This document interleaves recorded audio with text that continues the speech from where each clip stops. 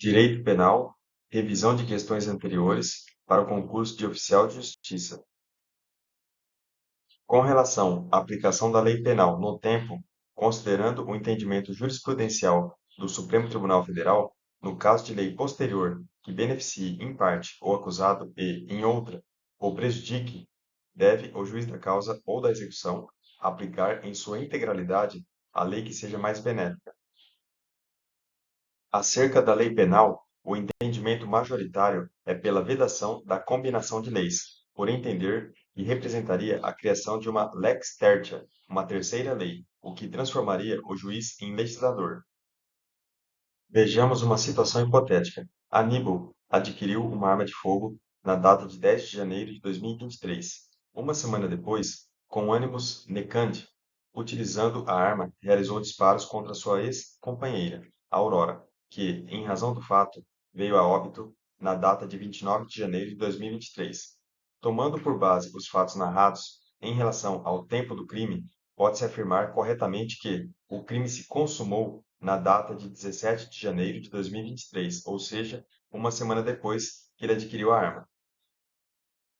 Vejamos uma situação hipotética. Lúcia, maior e capaz, foi vítima do crime de estelionato na data do seu aniversário de 30 anos de idade, suportando um prejuízo financeiro de R$ 2.000. Registre-se que a ofendida somente procurou as autoridades públicas incumbidas da persecução penal 7 meses após os fatos, mesmo tendo ciência de quem foi o autor do delito desde o dia da empreitada criminosa. Nesse cenário, considerando as disposições do Código Penal, é correto afirmar que se operou a extinção de punibilidade em razão da decadência, pois o prazo para ela procurar as autoridades públicas seria de 6 meses. De acordo com o artigo 12 do Código Penal brasileiro, que trata da aplicação das regras gerais do mesmo, pode-se afirmar que a alteração genérica da legislação, sem explicitação acerca das leis especiais, não pode revogar textos destas últimas. Segundo o artigo 6º do Código Penal, considera-se praticado o crime no lugar em que ocorreu a ação ou omissão, no todo ou em parte, bem como onde se produziu ou deveria se produzir o resultado.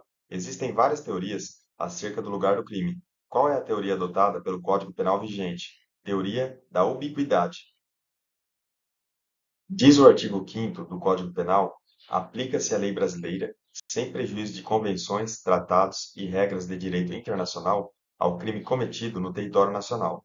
Sobre a lei penal no espaço, considere as seguintes afirmativas. Como regra, são submetidos à lei brasileira os crimes cometidos dentro da área terrestre, do espaço aéreo e das águas fluviais e marítimas. Sobre a lei penal no espaço, consideram-se extensão do território nacional as embarcações e aeronaves brasileiras de natureza pública ou a serviço do governo brasileiro, onde quer que se encontrem. Sobre a lei penal no espaço, ficam sujeitos à lei brasileira, embora cometidos no estrangeiro, os crimes que, por tratado ou convenção, o Brasil se obrigou a reprimir. A extraterritorialidade do artigo 7º do Código Penal é fenômeno que prescreve a aplicação da lei penal brasileira a determinados fatos cometidos fora do território nacional. De acordo com o artigo 8º do Código Penal, a pena cumprida no estrangeiro atenua a pena imposta no Brasil, quando diversas, ou nela é computada quando idênticas, desde que as penas digam respeito ao mesmo crime. Estabelece o caput do artigo 9º do Código Penal que a sentença estrangeira, quando a aplicação da lei brasileira produz na espécie as mesmas consequências, pode ser homologada no Brasil para obrigar o condenado à reparação do dano, a restituições e a outros efeitos civis, e sujeitá-lo à medida de segurança.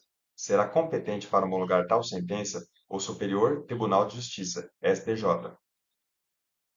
Bons estudos e até o próximo vídeo.